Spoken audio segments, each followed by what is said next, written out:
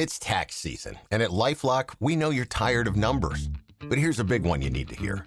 Billions. That's the amount of money in refunds the IRS has flagged for possible identity fraud. Now here's another big number. 100 million. That's how many data points LifeLock monitors every second. If your identity is stolen, we'll fix it guaranteed. One last big number. Save up to 40% your first year. Visit LifeLock.com/podcast for the threats you can't control. Terms apply. This episode is brought to you by Indeed. Stop waiting around for the perfect candidate. Instead, use Indeed sponsored jobs to find the right people with the right skills fast. It's a simple way to make sure your listing is the first candidates see. According to Indeed data, sponsored jobs have 4 times more applicants than non-sponsored jobs. So go build your dream team today with Indeed. Get a $75 sponsored job credit at Indeed.com/podcast. Terms and conditions apply. Imagina un tesoro tan valioso que un rey destruiría ciudades enteras solo para ponerle las manos encima. Un lugar donde oro puro cubría paredes de 30 metros de altura, donde objetos hechos por los mejores artesanos del mundo guardaban secretos divinos. Ese lugar existió y fue completamente destruido por un hombre que se consideraba un dios en la tierra. ¿Qué vas a descubrir sobre el día en que el templo de Salomón se volvió cenizas? Te dejará sin palabras. 7 años. Fue cuánto tiempo Salomón tardó en construir algo que haría que cualquier rey de la antigüedad muriera de envidia. El templo de Jerusalén no era solo un edificio religioso, era una demostración brutal de riqueza, visible desde lejos. Sus paredes externas brillaban tanto al sol que los viajeros necesitaban proteger sus ojos al acercarse a la ciudad. Primeros Reyes 6 nos cuenta que el templo tenía 27 metros de largo, 9 de ancho y 13,5 metros de alto. Pero esos números no revelan el verdadero impacto. Cada centímetro de las paredes internas estaba cubierto con oro macizo, martillado sobre cedro del Líbano, la madera más cara del mundo en esa época. En el Santo de los Santos estaba el Arca de la Alianza, hecha de madera de acacia y completamente cubierta de oro. Sobre ella 2 querubines de oro macizo extendían sus alas. Según Primeros Reyes 7, cada querubín tenía 4,5 metros de altura. Esto significa que solo esas 2 esculturas contenían toneladas de oro puro. Y aún había mucho más.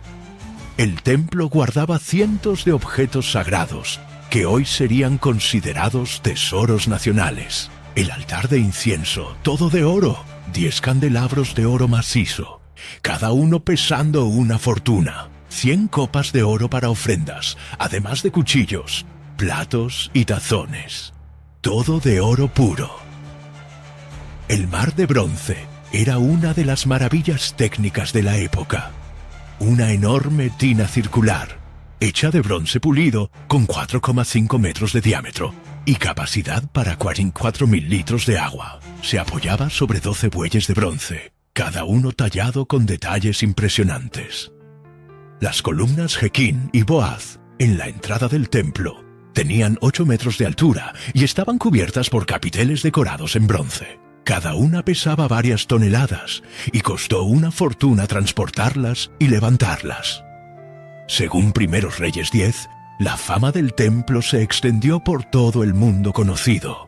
La reina de Sabá viajó más de 1000 kilómetros solo para ver con sus propios ojos si las historias eran ciertas. Cuando llegó a Jerusalén, se quedó sin palabras. Historiadores estiman que solo el oro usado en el templo valdría hoy miles de millones de dólares. Pero, para los israelitas, su valor era infinitamente mayor. Ahí estaba la presencia de Dios en la tierra, el lugar donde el cielo tocaba el mundo de los hombres. Durante 400 años, reyes de naciones vecinas miraron a Jerusalén con una mezcla de respeto y envidia. Sabían que atacar ese templo sería declarar guerra, no solo contra Israel, sino contra el propio Dios. Hasta que un día, un hombre decidió que ni siquiera Dios lo detendría de tener esos tesoros. Ese hombre comandaba el ejército más letal que el mundo había visto. Y venía del norte, con una hambre insaciable por oro y poder. Nabucodonosor no era solo un rey, era una fuerza de la naturaleza, movido por la sed de conquista. Cuando subió al trono de Babilonia en 605 a.C., heredó mucho más que un reino. Recibió la máquina de guerra más eficiente del mundo antiguo. Según Daniel 2, él se veía como la cabeza de oro de una estatua que representaba todos los imperios de la tierra. Y no estaba exagerando, el ejército babilónico tenía 180.000 soldados entrenados para matar. No eran simples guerreros, sino expertos en asedio, ingeniería militar y terror psicológico. Inventaron técnicas de guerra usadas por siglos.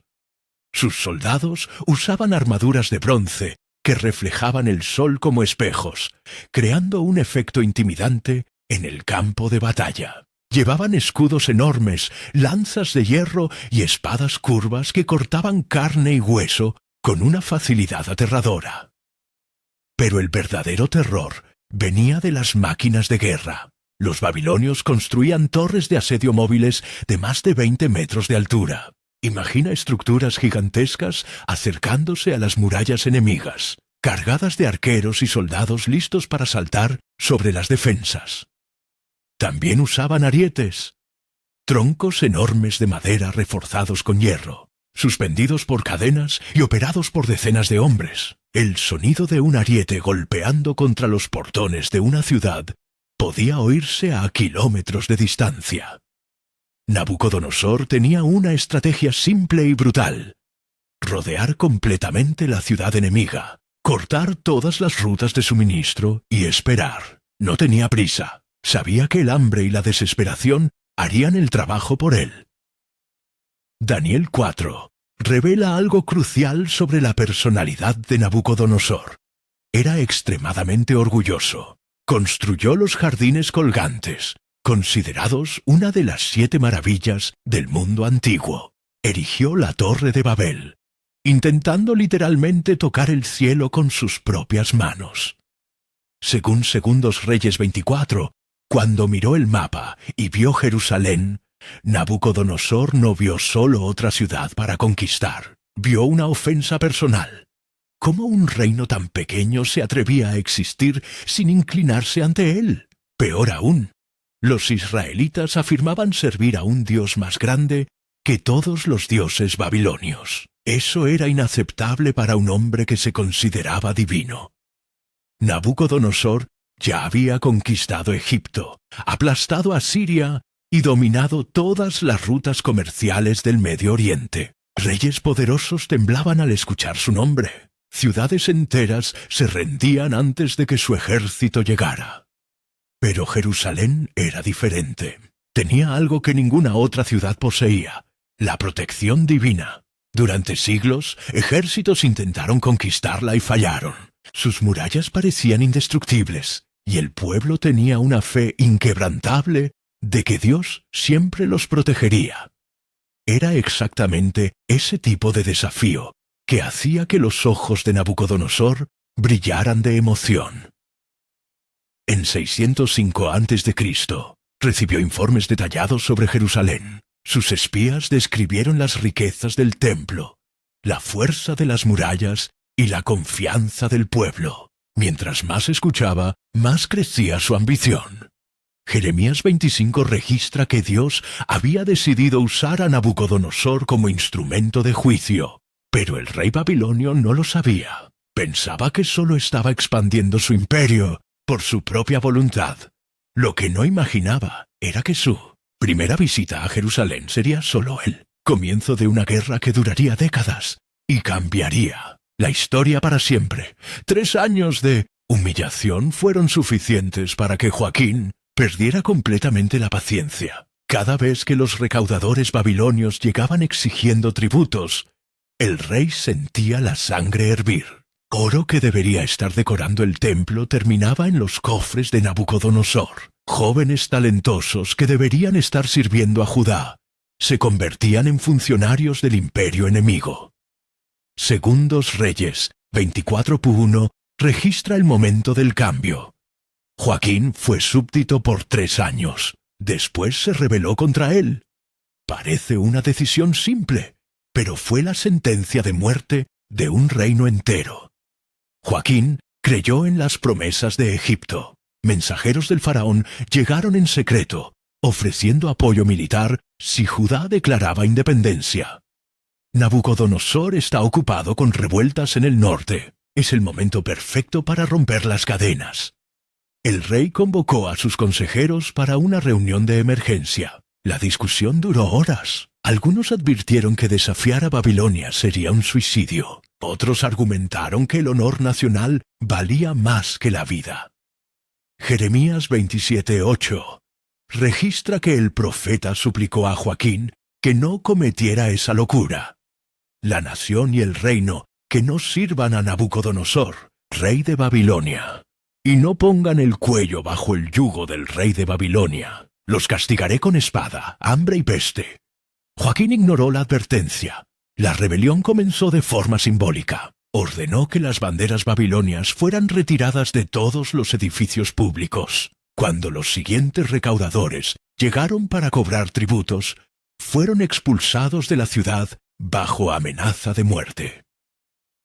El mensaje llegó a Nabucodonosor en cuestión de semanas. El rey estaba en medio de una campaña militar en el norte cuando recibió la noticia. Según relatos históricos, se enfureció tanto que rompió una lanza de madera con sus propias manos. «Ese perro judío piensa que puede desafiarme», gritó a sus generales. «Voy a convertir Jerusalén en cenizas». Pero Nabucodonosor estaba demasiado lejos para actuar de inmediato. Entonces adoptó una estrategia diferente. Activó todas las tribus enemigas de Judá que estaban bajo control babilonio. Segundos Reyes 24:2 detalla la primera fase de la venganza. El Señor envió contra Joaquín tropas de caldeos, sirios, moabitas y amonitas. Las envió contra Judá para destruirlo. Banda tras banda comenzaron a atacar las ciudades menores de Judá. Caravanas comerciales eran interceptadas, cultivos eran quemados. Era puro terror psicológico, una muestra de lo que vendría después. Joaquín se dio cuenta demasiado tarde de que había cometido un error catastrófico. El apoyo egipcio nunca llegó. Las tribus aliadas comenzaron a cambiar de lado. Jerusalén estaba sola contra el imperio más poderoso de la tierra. En 598 a.C., tras organizar sus tropas, Nabucodonosor inició la marcha final hacia Jerusalén. Esta vez no venía a negociar, venía a destruir. Joaquín murió antes de ver el resultado de su rebelión. Algunos dicen que fue asesinado por sus propios nobles, desesperados por evitar la catástrofe. Jeremías 22:19 profetizó que sería enterrado como se entierra un burro, arrastrado y arrojado fuera de las puertas de Jerusalén. Su hijo Joaquín, de solo 18 años, heredó un reino en llamas y un enemigo implacable marchando hacia la capital. Si crees que Dios usa incluso nuestros errores para cumplir sus propósitos, comenta: Dios tiene el control de todo. El asedio que siguió duraría 30 meses y transformaría Jerusalén en un verdadero infierno en la tierra. Joaquín miró desde lo alto de las murallas y vio algo que ningún rey debería ver: el horizonte entero cubierto por tiendas enemigas. Era enero de 597 a.C. y Nabucodonosor había llegado con todo. Segundos Reyes 25:1 marca el inicio de la pesadilla. En el 9º año de su reinado, en el 10º mes, a los 10 días del mes, Nabucodonosor, rey de Babilonia, vino con todo su ejército contra Jerusalén y acampó contra ella. El ejército babilonio no era solo grande, era una máquina de asedio perfectamente organizada. Construyeron una muralla alrededor de toda Jerusalén, convirtiendo la ciudad en una prisión gigante. Nadie entraba, nadie salía. Las primeras semanas fueron de tensión silenciosa. Los babilonios no atacaban, solo esperaban. Sabían que el hambre haría el trabajo sucio por ellos. Joaquín intentó un último movimiento diplomático. 3 meses después del inicio del asedio, Según Segundos Reyes 24:1, salió de la ciudad con su madre, sus sirvientes y sus príncipes para rendirse personalmente a Nabucodonosor. Fue un error fatal. Nabucodonosor aceptó la rendición, pero no tuvo piedad. Llevó a Joaquín como prisionero a Babilonia, junto con 10.000 habitantes de la élite de Jerusalén. Artesanos, soldados nobles. Segundos Reyes 24:14. No quedó nadie, solo el pueblo pobre de la tierra. Pero la humillación apenas comenzaba. Nabucodonosor puso a Sedequías, tío de Joaquín, como rey títere. Fue una provocación deliberada. Eligió a alguien débil y fácil de manipular para gobernar los escombros de Judá. Sedequías juró lealtad eterna a Babilonia. Prometió pagar tributos sin quejarse. Garantizó que Judá nunca más se rebelaría. Por 8 años cumplió su palabra. Pero en 588 a.C., presionado por consejeros nacionalistas y promesas vacías de Egipto, Sedequías cometió el mismo error que Joaquín. This episode is brought to you by State Farm. Listening to this podcast? Smart move.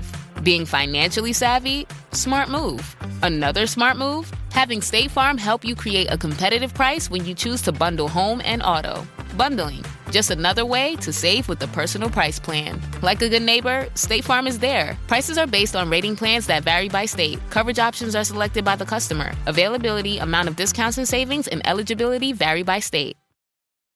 Every sip of Coca-Cola brings you closer to the excitement of the FIFA World Cup 26.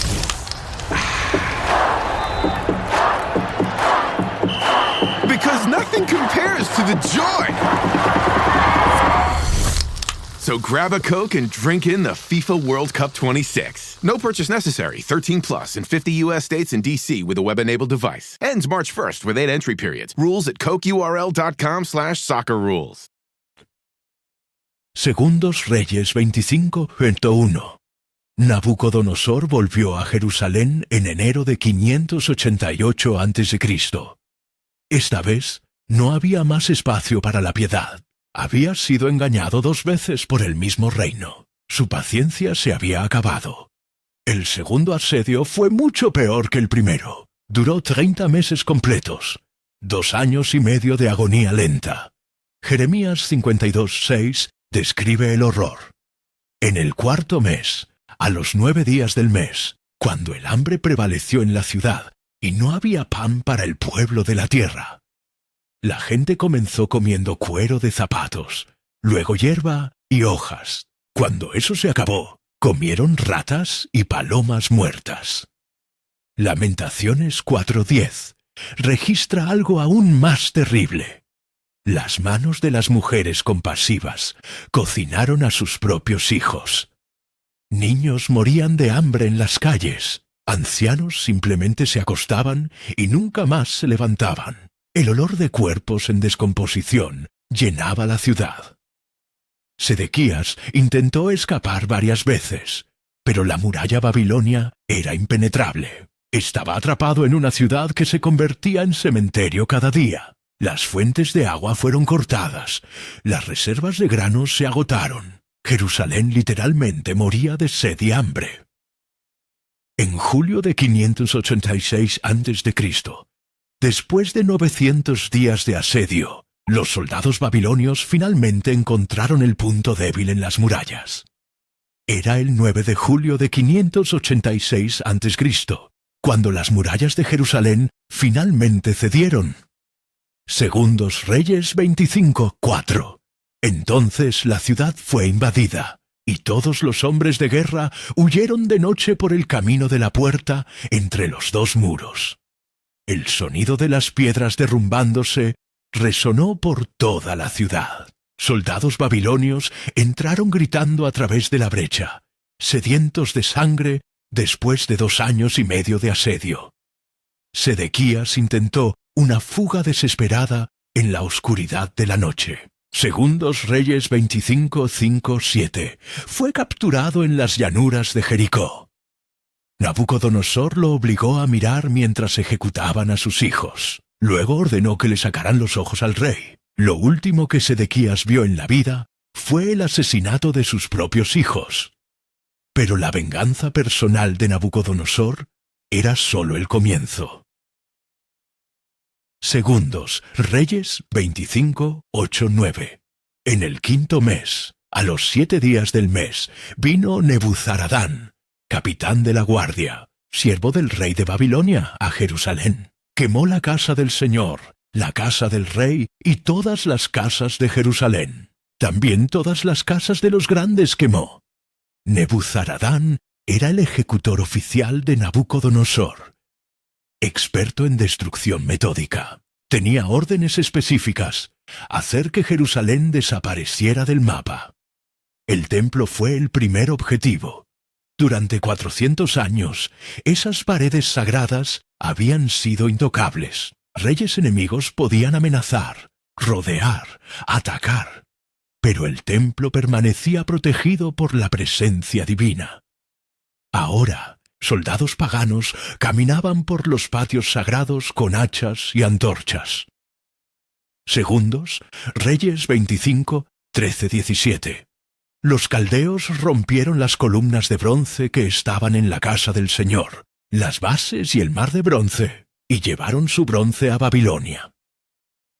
El mar de bronce, que pesaba toneladas, fue roto en pedazos para facilitar el transporte. Las columnas Jequín y Boaz, hitos de la entrada del templo, fueron derribadas y destrozadas. El ruido del bronce rompiéndose se escuchaba por toda la ciudad. Luego vinieron los tesoros menores. Tomaron también las ollas, las palas, los apagadores, las cucharas y todos los utensilios de bronce con los que se ministraba. Cada objeto sagrado, consagrado para la adoración a Dios, se convirtió en trofeo de guerra. Copas que contenían ofrendas se transformaron en vasos para que los soldados babilonios bebieran vino. Pero el momento más impactante llegó cuando entraron al Santo de los Santos. Durante siglos, solo el sumo sacerdote podía entrar allí, y solo una vez al año, en el día de la expiación. Ahora, soldados paganos pisaban el lugar más sagrado de la tierra, sin consecuencia aparente. El Arca de la Alianza, el objeto más santo de Israel, simplemente desapareció. La Biblia no registra qué pasó con ella. Algunos creen que fue escondida antes de la invasión. Otros piensan que fue destruida o llevada a Babilonia. Cuando terminaron de saquear todo lo que tenía valor, Nebuzaradán dio la orden final: quemar todo. Segundos Reyes 25:9. Quemó la casa del Señor, la casa del rey, todas las casas de Jerusalén y todas las casas de los grandes. El cedro del Líbano, que costó una fortuna transportar e instalar, se convirtió en cenizas en cuestión de horas. El oro de las paredes se derritió con el calor de las llamas. El humo negro subió al cielo como una señal fúnebre, visible a kilómetros de distancia. Si entiendes que a veces Dios permite la destrucción para traer renovación, comenta: confío en los planes de Dios. Pero el destino de los tesoros sagrados en tierras paganas guardaba sorpresas que nadie podía imaginar. Las carretas llegaron a Babilonia, cargadas con lo que quedó del templo más rico del mundo. Nabucodonosor ordenó que todos los tesoros sagrados fueran exhibidos públicamente en las calles de la capital. Era pura propaganda militar. Mostrar al pueblo babilonio que ni siquiera el Dios de los judíos pudo proteger, su propia casa. Daniel 1:2 registra dónde terminaron los objetos sagrados. El Señor entregó en sus manos a Joaquín, rey de Judá, y algunos de los utensilios de la casa de Dios, y él los llevó a la tierra de Sinar, a la casa de su Dios, y puso los utensilios en la casa del tesoro de su Dios. El templo de Marduk, principal divinidad babilonia, ganó un ala entera dedicada a los trofeos de Jerusalén. Candelabros de oro que antes iluminaban el lugar santo, ahora decoraban altares paganos. Copas consagradas para ofrendas al Dios verdadero se convirtieron en objetos ornamentales en honor a ídolos de piedra. Para Nabucodonosor, esos tesoros probaban su superioridad religiosa. Si el Dios de Israel fuera realmente poderoso, habría impedido el saqueo. Como no lo impidió, obviamente Marduk es más fuerte. Pero Dios tenía otros planes. Durante décadas, los utensilios sagrados se quedaron guardados como piezas de museo en Babilonia. Nabucodonosor, a veces, los mostraba a visitantes importantes, presumiendo de sus conquistas militares. En 539 a.C., 47 años después de la destrucción de Jerusalén, todo cambió en una sola noche. Daniel 5 registra la fiesta que selló el destino del imperio babilonio. Belsasar, nieto de Nabucodonosor, decidió hacer la provocación final contra el Dios de Israel. Entonces trajeron los utensilios de oro que fueron tomados del templo de la casa de Dios, que estaba en Jerusalén, y bebieron con ellos el rey y sus nobles, sus mujeres y sus concubinas. Era pura blasfemia. Belsasar tomó las copas sagradas del templo y las usó para beber vino durante una orgía palaciega. Nobles borrachos brindaban a los dioses babilonios usando objetos consagrados al Dios Todopoderoso. La reacción divina fue inmediata y aterradora. Daniel 5:5-6 describe la escena. En ese mismo momento aparecieron unos dedos de una mano humana y escribían frente al candelabro, en la pared del palacio real. El rey vio la parte de la mano que escribía. Entonces el rostro del rey cambió y sus pensamientos lo perturbaron. La fiesta se detuvo instantáneamente. La música cesó. Cientos de invitados miraron en pánico a la pared, donde una mano invisible escribía palabras misteriosas: Mane, Tekel, Pérez. Daniel fue llamado para interpretar el mensaje. El viejo profeta, ahora con más de 80 años, miró directamente a los ojos de Belsasar y pronunció la sentencia. Contó Dios tu reino y lo terminó. Pesado fuiste en la balanza y fuiste hallado falto. Dividido fue tu reino y dado a los medos y a los persas. Esa misma noche, Ciro, rey de Persia, invadió Babilonia y mató a Belsasar. El nuevo emperador persa tenía una política religiosa completamente diferente. En lugar de robar objetos sagrados de otros pueblos, prefería devolverlos y ganar lealtad a través de la tolerancia. Esdras 1:7-8 registra el momento de la restitución. También el rey Ciro sacó los utensilios de la casa del Señor que Nabucodonosor había traído de Jerusalén. Todos estos los entregó en manos de Sesbazar. Después de exactamente 70 años de exilio, tal como Jeremías había profetizado, los tesoros sagrados volvieron a casa. El templo fue reconstruido. Los utensilios fueron colocados de nuevo en sus lugares santos. La adoración a Dios fue restaurada en Jerusalén. Nabucodonosor pensó que había derrotado al Dios de Israel para siempre. En realidad, solo cumplió el plan divino de disciplinar a su pueblo y purificar su iglesia. Al final, quien fue humillado no fue Dios, fue el imperio que se atrevió a desafiarlo. Ahora, haz clic en el video en la pantalla para ver las mayores construcciones mencionadas en la Biblia, que ni siquiera los expertos pueden entender hasta hoy. At the UPS Store, we know being a small business owner means holiday time is still go time. Still get those orders shipped time. And still re-up on stamps and supplies time. That's why this upcoming holiday, while others close up shop, we'll be open. And happy to help you keep being unstoppable. Come into your local store today. Most locations are independently owned. Product services, pricing, and hours of operation may vary. See Center for details. The UPS Store. Be unstoppable. Your Wish is Your Command is being called the greatest success book of all time, with over 100,000 five-star reviews. I went from $5,000 on my bank account to $8 million. My income doubled. I was able to retire at the age of 31. It reveals the missing key to the law of attraction. Your Wish is Your Command is now available on Amazon. Search Your Wish is Your Command on Amazon to get your copy today.